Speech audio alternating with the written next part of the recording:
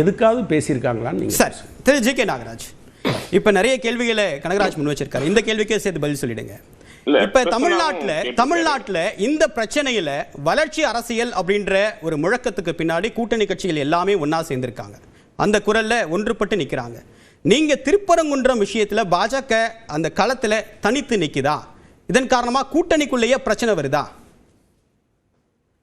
நான் பிரச்சனைக்கும் அப்படி பதில் சொல்லிட்டு வந்தேன் நண்பருக்கு. திராவிட இயக்க வரலாறு எல்லாம் படிச்சுட்டு அவர் பேசுறாரு.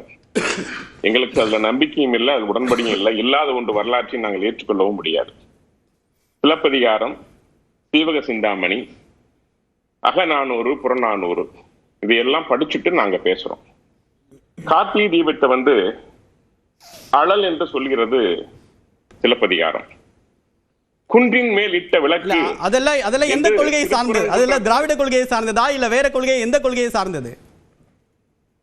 இது எந்த மண்ணுடைய இலக்கியங்கள்? தமிழ் மண்ணுடைய இலக்கியம் தான். திராவிட வரலாறு இவர்கள் அழிக்க நினைக்கும் திராவிடத்தை பத்தி நான் பேசுறேன். இல்லாத வரலாறை அவர் பேசுறேன்.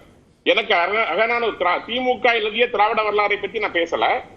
அகநானூறு புறநூறுல ரெண்டு விஷயங்கள் மேல் கோட்டிட்டு பேசுறேன். திருப்பரங்குன்றத்துல குன்றின் மேலிட்ட விளக்கு என்று சொல்லுகிறது பலமுடி புறநானூறு. 2000 வருஷத்துக்கு முன்னாடி இருந்த வரலாறு அது.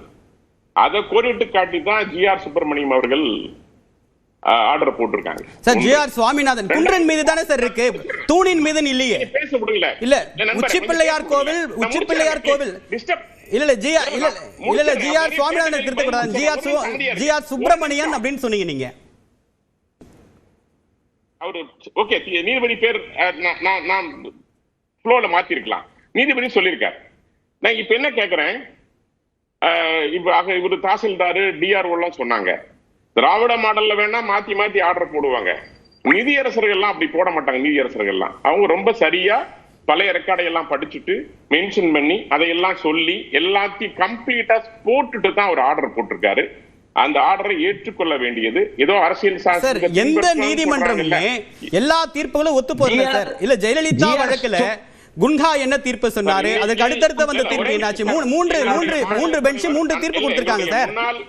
ஒரு தொல்லியல் அறிஞர்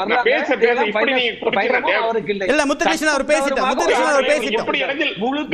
இல்ல முத்துகிருஷ்ணன் அவர் பேசிட்டு உங்களுக்கு அடுத்த ரவுண்டுக்கு வர நான் வெயிட் பண்ணுங்க. இல்ல முத்துகிருஷ்ணன் வெயிட் பண்ணுங்க.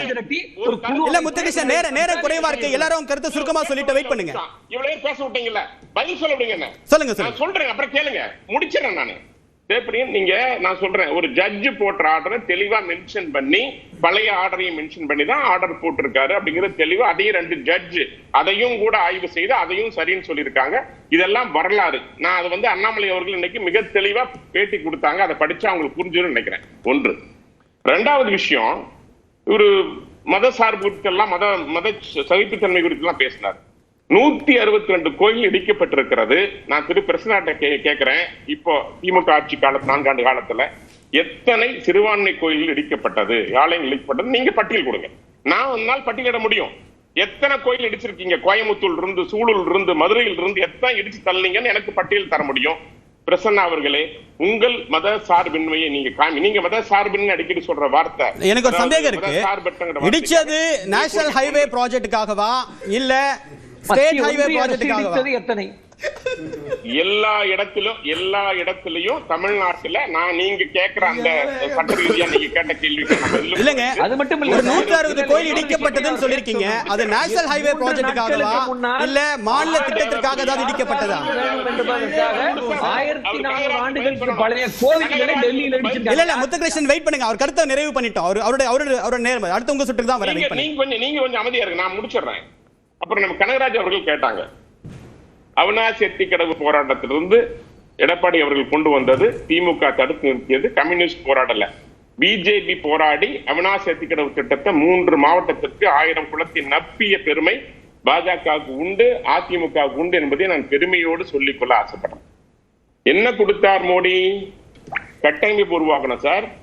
தூத்துக்குடி துறைமுகத்தை கட்டமைச்சோம், பாம்பன் பாலத்தை கட்டமைச்சோம், ஈனலை கொண்டு வந்தோம்.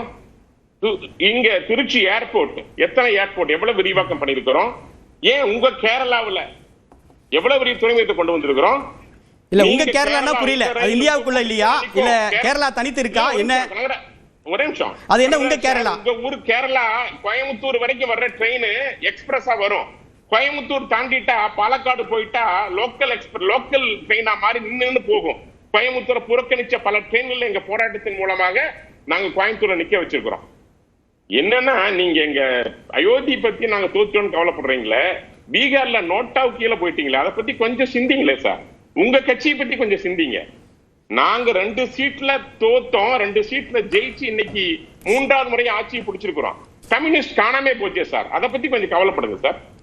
நாங்க கொடுத்திருக்கிற வளர்ச்சியினாலதான் இன்னைக்கு தமிழ்நாட்டில் தொழில் பெருகிக் கொண்டிருக்கிறது. எங்களுடைய பொருளாதார கொள்கை, இந்திய அரசினுடைய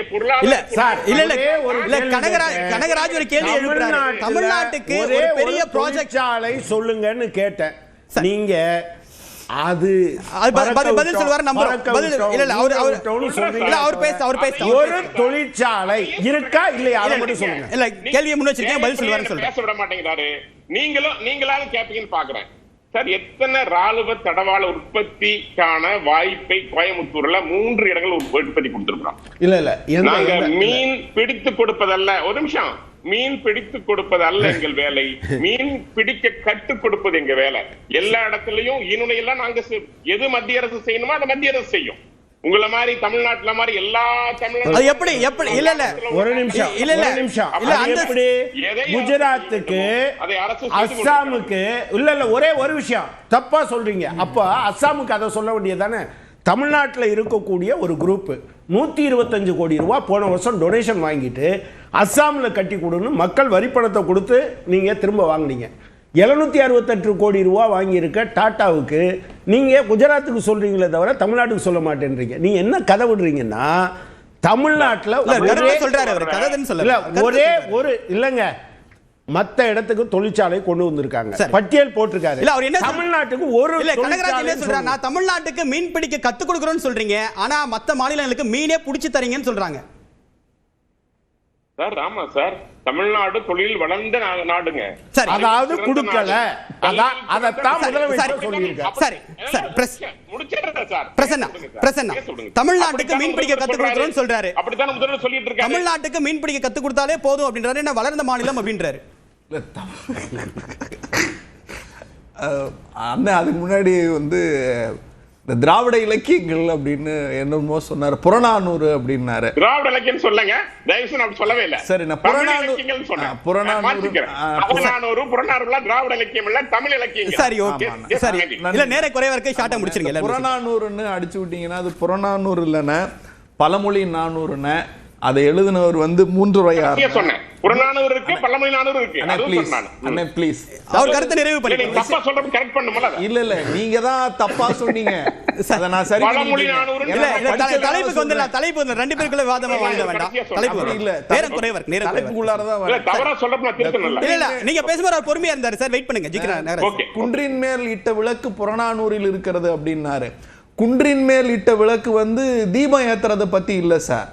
அது ஒரு தனி மனிதனுடைய வாழ்வில், ஒரு பொது வாழ்க்கையில் இருக்கிறவன் ஒரு தனி மனிதன் அவன் எப்படி இருக்க வேண்டும் என்றால், அவன் செய்கிற தப்பு என்பது ஒரு பெரிய இடத்தில் இருக்கக்கூடிய தலைவன் செய்கிற தவறு என்பது, அவன் தவறு செய்தால் ஒரு குன்றின் மேல் விளக்கிட்டால் எவ்வளவு தூரத்திற்கு ஒளி தெரியுமோ அவ்வளவு தூரத்திற்கு தெரியும் என்பதற்கான உதாரணம் தான் 3 உரையனார் பழமொழி நானூறுல பாடல் வந்து 204 எழுதியிருக்காரு. உங்களுடைய கவனத்துக்கு சொல்றேன், இதெல்லாம் நாங்க படிச்சுட்டு வந்திருக்கோம். 2வது, உங்ககிட்ட நாங்க நிறைய கேள்வி கேட்டோம். முடிச்சறேன் ஐயா. திருப்பரங்குன்றத்தில் இட்ட விளக்கை ஒட்டியே வந்தது ஐயா. சரி அதுக்கு தான் வரேன். இல்ல ஒவ்வொண்ணும் கரெக்ட் பண்ணா மத்த நேரம் பத்தாது. நாகராஜ் ரைட்டிங் கமெண்ட்ரி கொடுத்தீங்க, நேரம் அவரும் பேசுவாரு. நான் திரவமா இருக்கு, நான் நேரம் 3 பேர் பேச வேண்டியிருக்கு. 3 பேரோட கருத்து முன்வைக்க வேண்டியிருக்கு. ரமேஷ் சாருக்கு கருத்து முன் வச்சிருங்க. பிரசன்னா கருத்து முன் வச்சிருங்க. அதான் கரெக்ட்டா வைக்கிறேன். நாகராஜ் சாருக்கும் யார் பதில் சொன்னாலும் ஓகே, ஒரு நொடி தான் பதில். கார்த்திகை தீபம் அன்னைக்கு திருப்பரங்குன்றம் மலையில கார்த்திகை தீபம் ஏற்றப்பட்டதா இல்லையா? நாகராஜ் சார் ஏற்றப்பட்டதுங்க. சத்தமா சத்தமா ஏற்றப்பட்டது. கடந்த ஆண்டு எங்க ஏற்றப்பட்டது? நீங்க மோட்சி தீபம் தான் ஏற்றப்பட்டது, கார்த்திகை தீபம் அல்ல. நீங்க புடிச்சுக்கங்க. மோட்சி தீபம் ஏற்றப்பட்டது, மாத்திட்டாரு ஒரே நிமிஷம் சார். மோட்சி தீபம் இல்ல, கார்த்திகை தீபம் வேண்டும் என்று தான் கேள்வியில மக்கள் வச்சிருங்க. கடந்த ஆண்டு எங்க ஏற்றப்பட்டது? அதற்கு முந்தைய ஆண்டு எங்க ஏற்றப்பட்டது?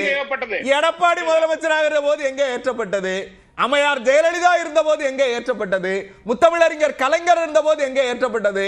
காமராஜர் இருந்த போது எங்க ஏற்றப்பட்டது? இப்படின்னு பட்டியல் போட்டோம்னா இதுவரையில் நூற்றாண்டு ஏற்றப்பட்ட இடத்தில் கார்த்திகை தீபத்தன்று, கடந்த கார்த்திகை தீபத்தன்று திருப்பரங்குன்ற மலையில் கார்த்திகை தீபம் ஏற்றப்பட்டது. முடிச்சிடுறேன்.